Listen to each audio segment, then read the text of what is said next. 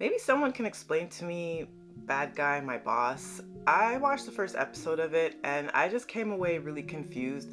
And it shouldn't be confusing because I think it's a pretty simplistic storyline, but I don't understand what the hell was going on. So maybe some of y'all who stumble across this podcast can enlighten me.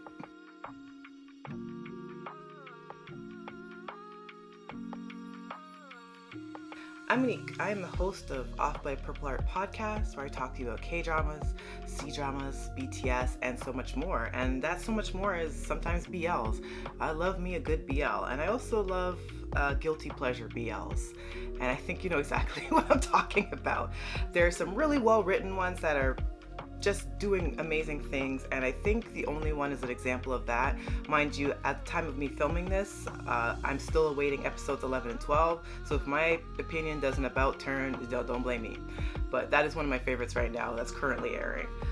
But the Bad Guy, My Boss show intrigued me because, you know, I enjoy a good spicy office romance like any other gal.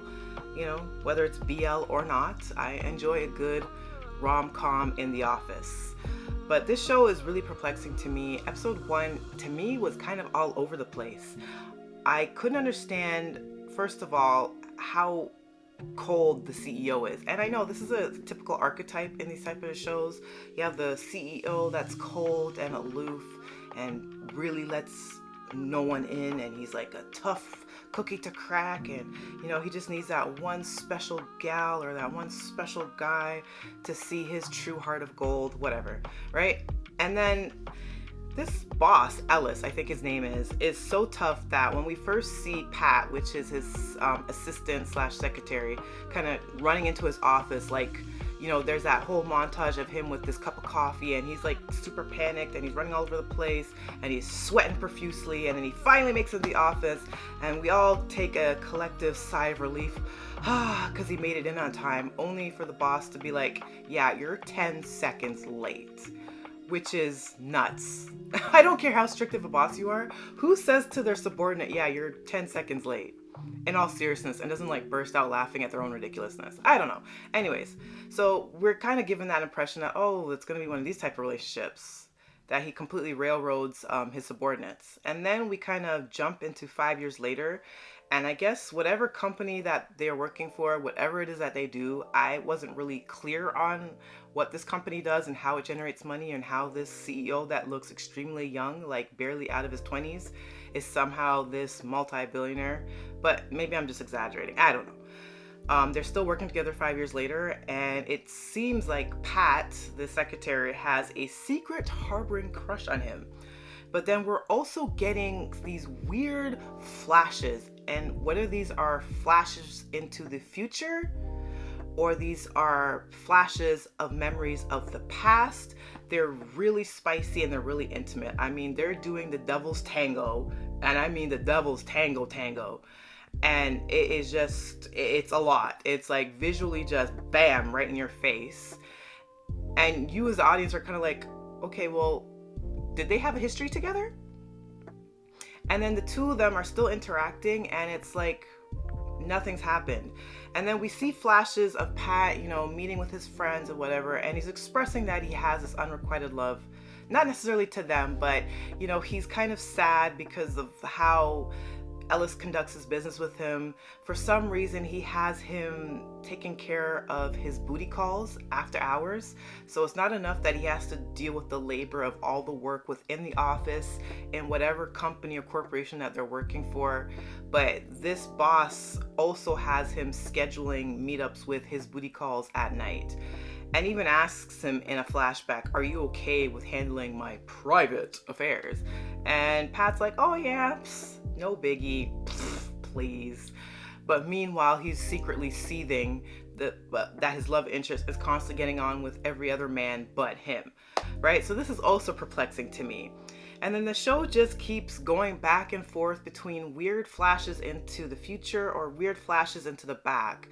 And I don't know if it's an editing thing or directorial choice, because usually within a show, when you're getting like scenes out of context, usually you as the viewer should be able to pick up through like storytelling devices whether what we're watching is a past memory or a current memory. And I'm not talking about shows like 4 Minutes, for example, which just finished recently airing, where they're purposely airing things out of order so that it's a story with an unreliable narrator, and you as the viewer are kind of playing detective and trying to fit all the puzzle pieces together. Like whether you're watching something that's out of sequence, like are you watching multiple timelines?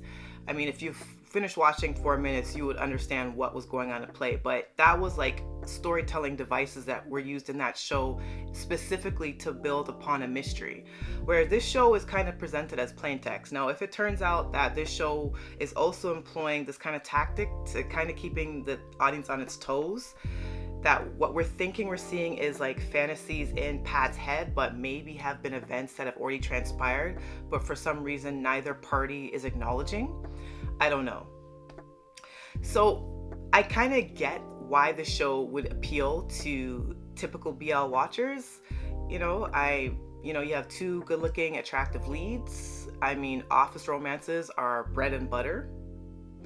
And then on top of that, you deal with kind of the forbidden romance of it all, because you have a boss who is in a position of power, and then you have the secretary, the assistant, that is a subordinate, and maybe Ellis doesn't feel comfortable in crossing that emotional boundary because he trusts Pat, and he's been with him through this business for 5+ years, and maybe doesn't want to ruin whatever good relationship that he has with him.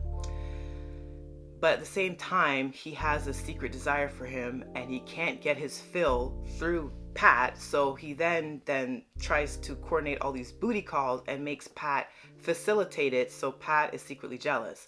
Because oftentimes when he's acquiring these private affairs for his boss, Pat's like waiting in the car while him and his boy toy are kind of in the restaurant flirting and doing it all up, and you see Pat's like visibly distressed by viewing this all. So I don't know if it's like a tactic to make him jealous kind of a thing.